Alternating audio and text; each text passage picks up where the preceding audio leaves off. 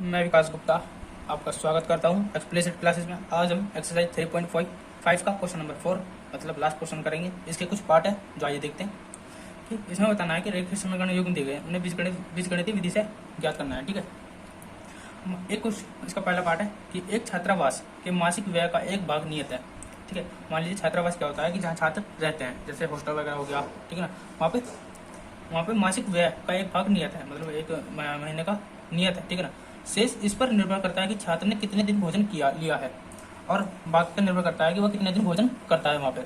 जब एक विद्यार्थी जो ए है वह 20 दिन भोजन करता है और 1000 रुपये छात्रावास के व्यय के लिए अदा करने पड़ते हैं, जबकि एक विद्यार्थी बी को जो 26 दिन भोजन करता है छात्रावास के व्यय के लिए 1180 रुपये अदा करने पड़ते हैं। नियत व्यय तथा प्रतिदिन के भोजन का क्रय मूल्य ज्ञात कीजिए। हमने माना जो नियत व्यय है वो हो गया हमारा x रुपये। ठीक है, और प्रतिदिन के भोजन का व्यय, प्रतिदिन के भोजन का व्यय कितना हो गया y रुपये। ठीक है, ये हो गया हमारा यहाँ तक। अब क्या कहता है, प्रथम प्रश्नानुसार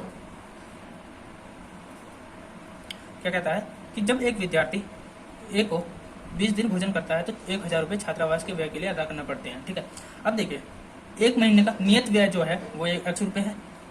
ठीक है, मान लीजिए जब उसने 1000 रुपये दिए तो उसमें से ये भी तो है कि वह 1 रुपये तो महीने के व्यय कर दे ही रहा है, ये हो गया महीने का। ठीक है, अब बाकी प्लस क्या होगा, जितने दिन उसने भोजन किया, मतलब भोजन का कितना है y रुपये, और कितने दिन 20 दिन का कितना हो गया 20 y हो जाएगा। इन दोनों को मिलाकर उसने कितने दिए 1000 रुपये दिए। ठीक है, तो हम कह सकते हैं x plus 20 y equal to 1000 रुपये, जो कि हमारा समीकरण 1 है। ठीक है, द्वितीय प्रश्नानुसार अब द्वितीय प्रश्नानुसार क्या है कि जो विद्यार्थी बी है वह 26 दिन तक भोजन करता है और छात्रावास व्यय के लिए 1180 रुपये अदा करता है। अब देखिए महीने का व्यय तो 1 रुपये है ही, 26 दिन का भोजन का हो गया 26y, और दोनों को मिलाकर कितना रुपये दे रहा है 1180 रुपये, जो कि हमारा समीकरण 2 लिखेंगे। अब देखिए समीकरण 1 और 2 में x के कोफिशिएंट मतलब गुणांक इक्वल है, तो हम क्या करेंगे घटा लेंगे। तो क्या करेंगे, समीकरण 1 में से समीकरण 2 को घटाने पर, 2 को घटाने पर अब घटाएंगे तो क्या होगा कि x plus 20y equal to 1000 x plus 26y equal to 1180। ठीक है, माइनस करा, इसमें से ये माइनस करें तो माइनस माइनस सारे माइनस में हो जाएंगे। x में से माइनस से x क्या कैंसिल हो जाएगा, 20 में y में से माइनस का 26y गया तो क्या बचेगा माइनस के 6y इक्वल टू 1180 में से 1000 गया तो क्या बचेगा माइनस के 180 बचेगा। तो 36 18 माइनस से माइनस कैंसिल हो जाएगा, तो y का मान कितना आ गया हमारा 30 आ गया। ठीक है, अब क्या करेंगे, y का मान समीकरण 1 में रखने पर क्या हो जाएगा, x प्लस 20y, y का मान कितना होगा 30 इजिकल टू 1000 का, तो क्या हो जाएगा x प्लस हो जाएगा 2 3 6 हो जाएगा इजिकल टू 1000, या x इजिकल टू 1000 में से इधर आगे 600 माइनस हो जाएगा, तो x इजिकल टू क्या हो जाएगा हमारा 400, ये हो गया हमारा x का मान 400। तो लिख सकते हैं कि अतः नियत व्यय जो हमने माना था x वो कितना है 400 रुपये, और प्रतिदिन भोजन का मूल्य यह व्यय, प्रतिदिन भोजन पर व्यय कितना था 30 रुपये। ठीक है, ये हो गया हमारा इसका आंसर। आइए इसका अगला पार्ट करते हैं। जो अगला पार्ट इस प्रकार है कि एक भिन्न दे रखा है हमें। ठीक है, एक भिन्न है 1/3 हो जाती है जब उसके अंश से 1 हटाया जाता है, और वह भिन्न 1/4 हो जाती है जब उसके हर में 8 जोड़ दिया जाता है। तो वह भिन्न ज्ञात करना है। तो भिन्न माना हमने x प्लस x अपन y है। ठीक है, प्रश्नानुसार अब देखिए क्या है कि जब 1/3 हो जाती है जब उसके अंश में 1 घटाया जाता है। अंश क्या हमारा x, x में हमने क्या करा 1 घटा दिया, तो y हमारा सेम है, क्या हो जाती है 1/3 हो जाती है। ठीक है, तो इसे सोल्व कर लेंगे, इसकी क्रॉस मल्टीप्लाई कर लेंगे, इसकी इसमें तो हो जाएगा 3x - 1 = y, या 3x - 3 = y। ठीक है, या फिर y को इधर ले जाते हैं और -3 को इधर ले जाते हैं, तो क्या हो जाएगा 3x - y = 3। ये हो गया हमारा समीकरण 1। ठीक है, अब पुनः प्रश्नानुसार अब अगला चरण क्या कह रहा था कि वह 1/4 हो जाती है, वह फिर 1/4 हो जाती है जब उसका हर में 8 जोड़ दिया जाता है। मतलब अंश तो हमारा ऐसे ही है, हर में जोड़ा मतलब y में 8 जोड़ा, तो क्या हो जाती है 1/4 हो जाती है। इसकी क्रॉस मल्टीप्लाई इसकी इसमें और इसकी इसमें, तो क्या हो जाएगा हमारा 4x = y + 8 हो जाएगा। तो हम लिख सकते हैं 4x - y = 8। ये हो गया हमारा समीकरण 2।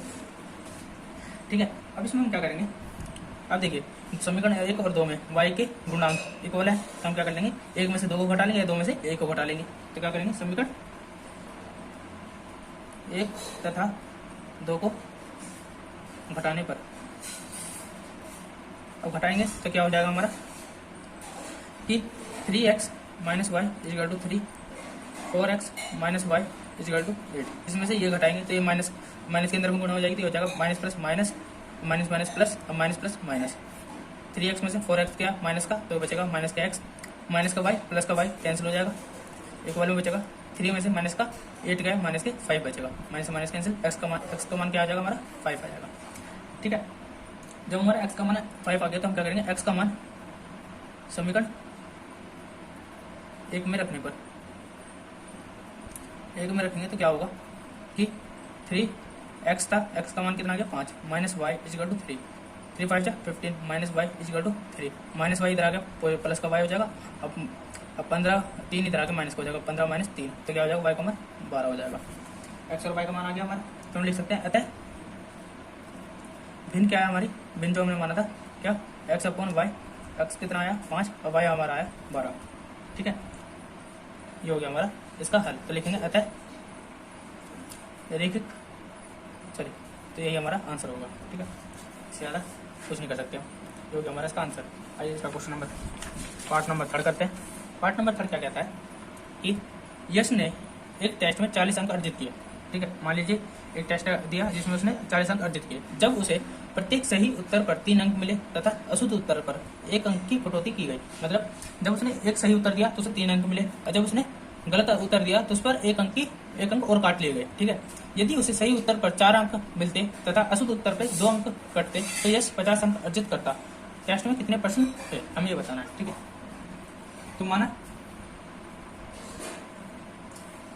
सही प्रश्नों का उत्तर देने की संख्या, अब मान लीजिए अब हम ये तो नहीं कह सकते कि टेस्ट में कितने % थे, तो उसमें हम देख लेते हैं अंक के हिसाब से देख लेते हैं कि उसमें सही उत्तर देने वाले प्रश्न की संख्या हमने मान लिया x, और अशुद्ध प्रश्नों की संख्या मान लिया हमने, उत्तर देने वाली संख्या y मान लिया। ठीक है, तो लिखेंगे सही माना सही प्रश्नों के उत्तर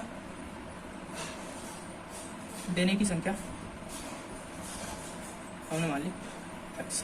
ठीक है, तथा अशुद्ध प्रश्नों के उत्तर देने की संख्या वो मान लिया हमने y। ठीक है, अब कुल प्रश्न कितने हो गए x + y, तो कुल प्रश्न हो जाएंगे हमारे x + y हो जाएगा।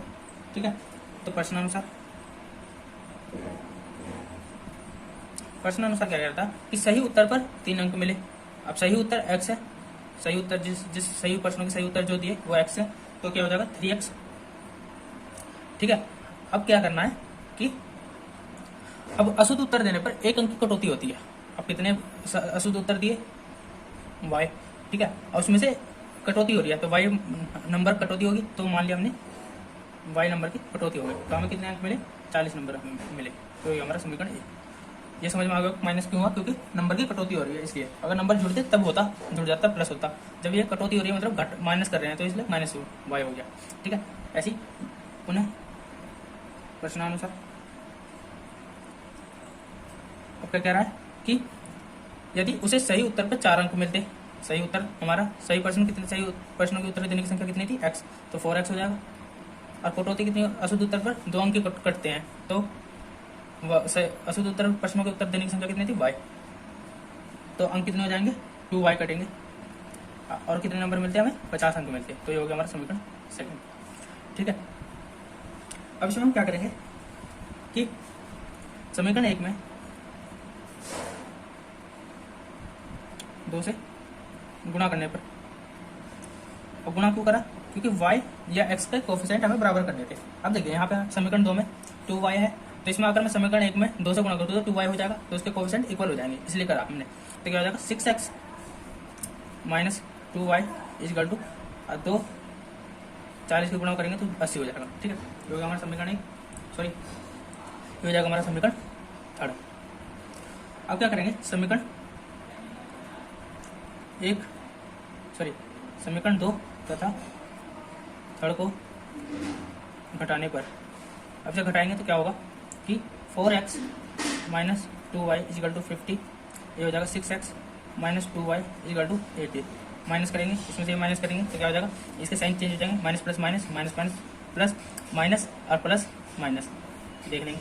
4x में से 6x गया तो माइनस के 2x बचेगा, ये माइनस का 2y, ये प्लस का 2y, ये तो कैंसिल हो जाएगा। और माइनस के 50 में से प्लस के 50 में से माइनस के 80 गया तो क्या बचेगा, माइनस के 30 आएगा।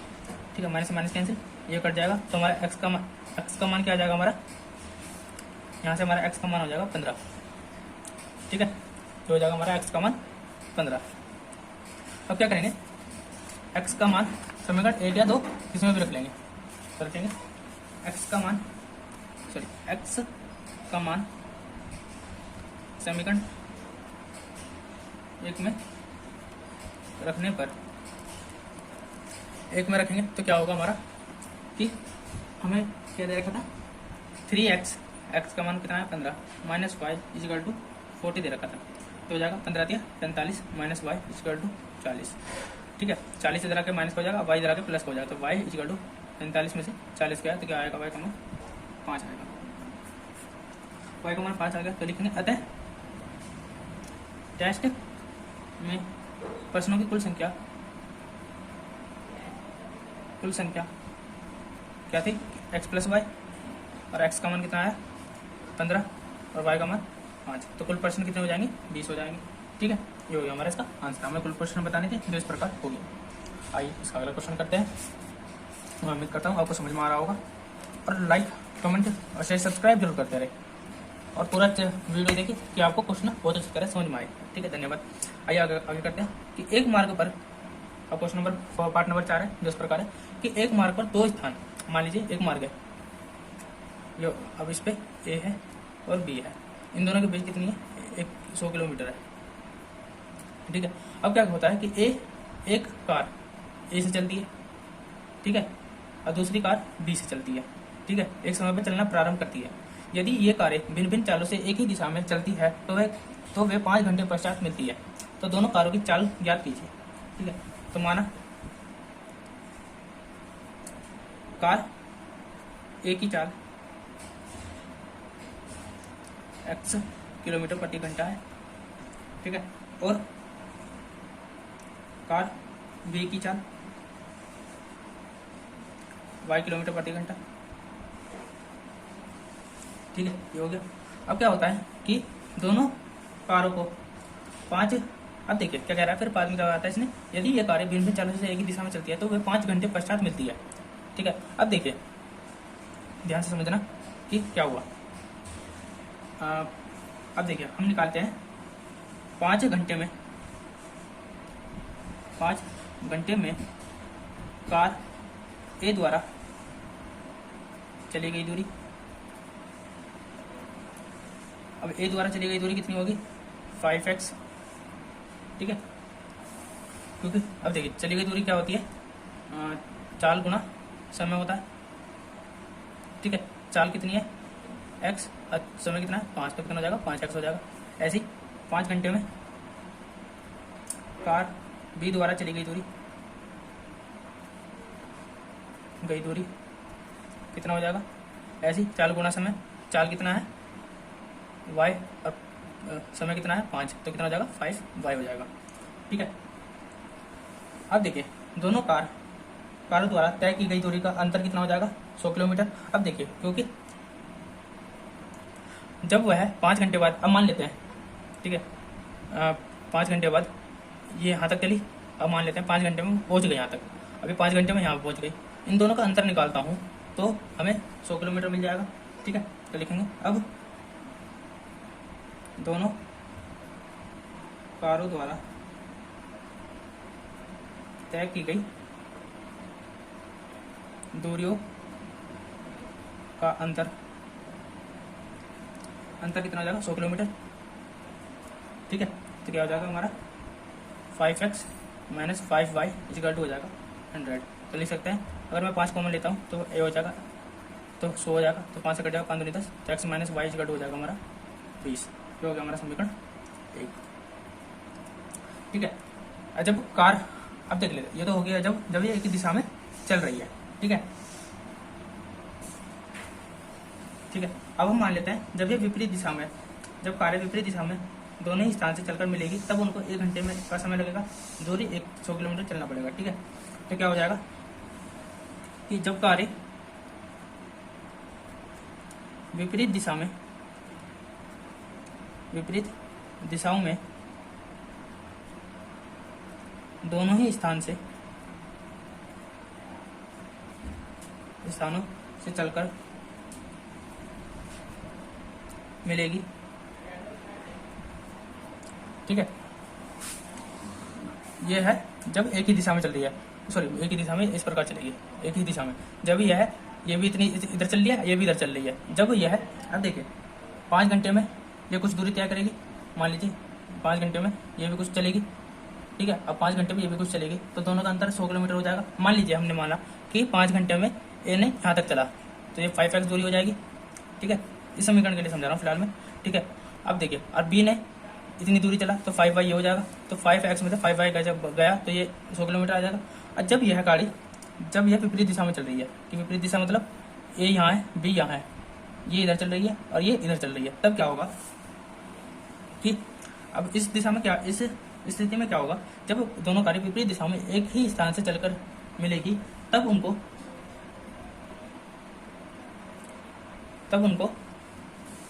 1 घंटे का समय लगेगा, 1 घंटे का समय लगेगा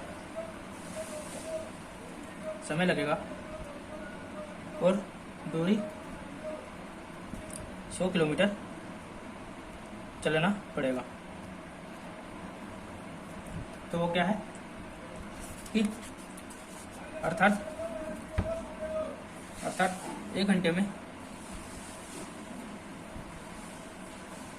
सॉरी, अर्थात दोनों स्थानों में कार द्वारा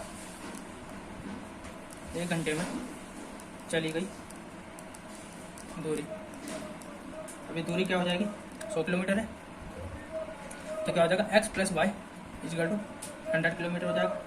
ये हो गया हमारा समीकरण 2। ठीक है, तो क्या करेंगे, अब देखिए समीकरण एक क्या थी, x minus y equal to 20। अब देखिए दोनों में कोफिशिएंट x और y के कॉमन है, तो इसमें क्या करेंगे, ये इसमें माइनस का y है, इसमें प्लस का y है, तो क्या करेंगे समीकरण 1 और 2 को जोड़ देंगे, समीकरण 1 प्लस 2 जो कर देंगे, तो क्या हो जाएगा x minus y equal to 20 और x plus y equal to 100, दोनों को जोड़ दिया, तो ये प्लस का तो हो जाएगा 2x, ये माइनस का प्लस का कैंसिल हो जाएगा, और 20 और 100 120 हो जाएगा। ठीक है, तो कैंसिल करेंगे तो हो जाएगा 2 6 12, तो x का मान कितना आ जाएगा, 60 किलोमीटर प्रति घंटे आ जाएगा। ठीक है, ऐसी x का मान समीकरण 1 में रखने पर, अब 1 में रखेंगे तो क्या था समीकरण 1, x minus y equal to 20, तो x का मान कितना आ गया 60 माइनस वाई इक्वल टू 20, तो माइनस वाई इधर का 20 माइनस 60 हो जाएगा, तो माइनस वाई इक्वल टू क्या हो जाएगा माइनस के 40, माइनस से माइनस कैंसिल, वाई का मान कितना आ गया 40 आ गया, ये हो गया वाई 40 किलोमीटर प्रति घंटा। ठीक है,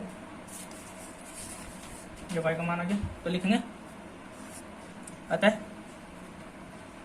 दोनों कारों की चाल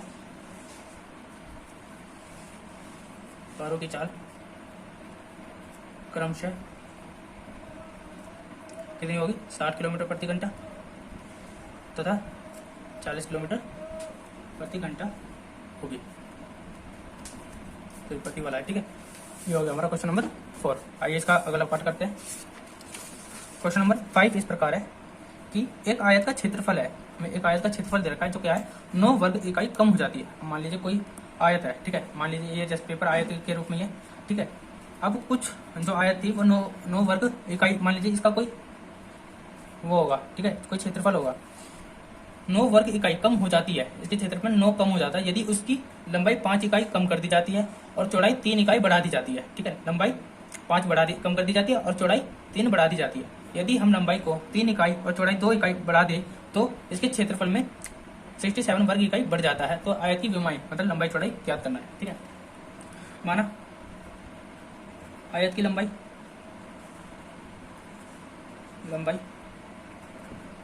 x इकाई तथा आयत की चौड़ाई y इकाई है, ठीक है। तब आयत का क्षेत्रफल क्या होगा, हमें पता है आयत का क्षेत्रफल क्या होता है कि लंबाई गुणा चौड़ाई होता है, लंबाई गुणा चौड़ाई होता है, ठीक है। तो लंबाई कितना हमारा x इंटू वाई, तो क्या हो जाएगा XY वर्ग इकाई, ठीक है। तो प्रश्नानुसार क्या होगा, प्रश्नानुसार क्या कहता है कि जब हम लंबाई में 5 कम, लंबाई कितनी थी x और उसमें 5 कम कर दिया, ठीक है, और चौड़ाई में 3 बढ़ा दे, चौड़ाई में y हमारी चौड़ाई थी और उसमें 3 बढ़ा दे, तो जो हमारा कम हुआ है उन दोनों का क्षेत्रफल और जो हमारा एक्चुअली क्षेत्रफल था उन दोनों का अंतर कितना है 9 है, ठीक है। क्या कहता है कि 9 कम हो जाता है। तो मान लीजिए जब हमने ये चेंज करा जब तो 9 कम हुआ, तो ये हमारा मेन क्षेत्रफल ये था, और जो कम हुआ था, जो कम करा लंबाई में और जो बढ़ाया चौड़ाई में, उन दोनों का उसका क्षेत्रफल जब उन दोनों का अंतर था वो 9 था, आ गया, ठीक है। तो इसे सॉल्व कर लेंगे तो क्या हो जाएगा हमारा XY माइनस इसके अंदर गुणा कर देंगे, ठीक है। तो क्या हो जाएगा हमारा, ऐसे कर लेते हैं, ठीक है। तो हो जाएगा XY plus 3x plus minus के 5y और माइनस प्लस माइनस 5 के 15, ठीक है, इक्वल टू 9 कर लेंगे sir. XY minus XY plus minus के 3x और प्लस के 5y और प्लस 15 इक्वल टू 9। XY में तो XY कैंसिल हो जाएगा, क्या बचेगा माइनस के 3x,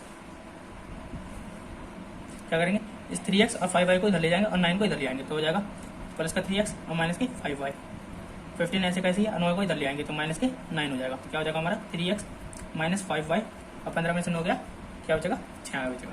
ये हो गया हमारा समीकरण 1। अब द्वितीय प्रश्न अनुसार क्या कहता है, लिखेंगे पुनः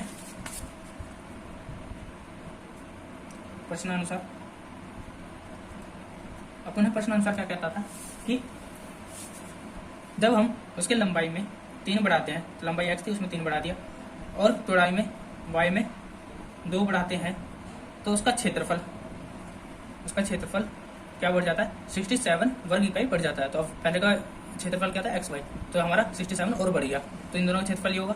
तो इसे हम सोल्व कर लेंगे तो क्या हो जाएगा XY प्लस 2x जो हो जाएगा 3y और 3 दूनी 6 इक्वल टू 37 प्लस XY, इधर का प्लस इधर माइनस, इधर आके माइनस हो जाएगा तो ये कैंसिल हो जाएगा, ठीक है। तो ये बचेगा 2x plus 3y equal to 67 में से माइनस का 6 को गया तो क्या बचेगा 2x plus 3y equal to 61 बचेगा, ठीक है। ये हो गया हमारा समीकरण 2। अब क्या होगा कि अब देखिए जो हमारा समीकरण 2 था वो क्या आया था हमारा 3x minus 5y equal to 6। अब देखिए ना तो इसमें कंप्लीट कर सकते, अब देखिए यहाँ पे 3x है, यहाँ पे 2x है, यहाँ 5y है, यहाँ पे प्लस का 3y है, ठीक है। तो इसमें हम क्या कर सकते हैं कि अगर मैं इसमें बराबर करने के लिए इसमें 3 से गुणा कर दूँ, 2 से, और समीकरण 2 में 3 से, तो 2 3 6 और 3 दूनी 6 हो जाएगा। तो क्या करेंगे समीकरण 1 में 2 से तथा समीकरण 2 में 3 से गुणा करने पर क्या होगा, समीकरण 1 ये था हमारा, 2 से गुणा कर देंगे तो क्या हो जाएगा 2 3 6x और 2 पंजे 10 माइनस के 10y और 2 6 12, ये हो गया। अब ये हो जाएगा इसमें 3 से गुणा करेंगे, इस पूरे में 3 से गुणा करेंगे तो क्या हो जाएगा 3 दूनी 6x और 3 तिया 9y, ये हो जाएगा 3 एकम 3 और 3 6 18, 183 हो जाएगा। ठीक है, ये समीकरण आ गई। अब इसे सॉल्व कर लेंगे। क्या करेंगे, ये हो गया हमारा समीकरण थर्ड, ये हो जाएगा समीकरण फोर्थ। अब क्या करेंगे, समीकरण थर्ड माइनस 4 कर लेंगे। ठीक है, तो क्या हो जाएगा 6x minus 10y equal to 12, 6x minus 9y sorry plus के 9y इजकल टू 183। माइनस करेंगे, इसमें से ये माइनस करा तो इसके साइन चेंज हो जाएगा, माइनस हो जाएगा, ये माइनस। ठीक है, 6x में से माइनस का 6x गया कैंसिल हो जाएगा, माइनस के 10y और माइनस के 9y माइनस के 19y हो जाएगा इजकल टू 12 में से माइनस के 183 क्या बचेगा, 3 में से 2 गया 1, 8 में से 1 गया 7 और 1 वो भी माइनस का, तो y इजकल टू हो जाएगा माइनस के 171 अपन माइनस के 19, माइनस माइनस कैंसिल, 9 निम 81, तो क्या y का मान क्या हो जाएगा, y इजकल टू 9 आ जाएगा। 19 निम 171 होता है। ठीक है, आपको ये भी टेबल भी याद होनी चाहिए। y का मान आ गया। अब क्या करेंगे, y का मान समीकरण 1 में रखने पर समीकरण 1 क्या था हमारा, ये था 3x माइनस 5y, y का मान कितना आया 9 इजकल टू 6, 3x माइनस 9 पंजे 45 इजकल टू 6, तो हो जाएगा 3x इजकल टू 45 इधर आके प्लस हो जाएगा, तो हो जाएगा 45 का 45 और 6 ये हो जाएगा 51। ठीक है, 3x इजकल टू 51, तो हो जाएगा 3 निकम 3 बचा 2 और 21 हो जाएगा, 3 7 21, 7 x का मान कितना आ गया 17। तो लिखेंगे कि अतः आयत की लंबाई जो हमने माना था x वो कितना है 17 इकाई। ठीक है, और आयत की चौड़ाई जो हमने माना था क्या y वो कितना आ गया 9 इकाई। मैं उम्मीद करता हूँ आपको समझ में आया होगा। ये था हमारा एक्सरसाइज 3.5 का क्वेश्चन नंबर 4 के सारे पार्ट। ठीक है, मैं उम्मीद करता हूँ आपको समझ में आया होगा। अगर आपको समझ में आया हो तो इसे लाइक कमेंट शेयर और सब्सक्राइब जरूर करें।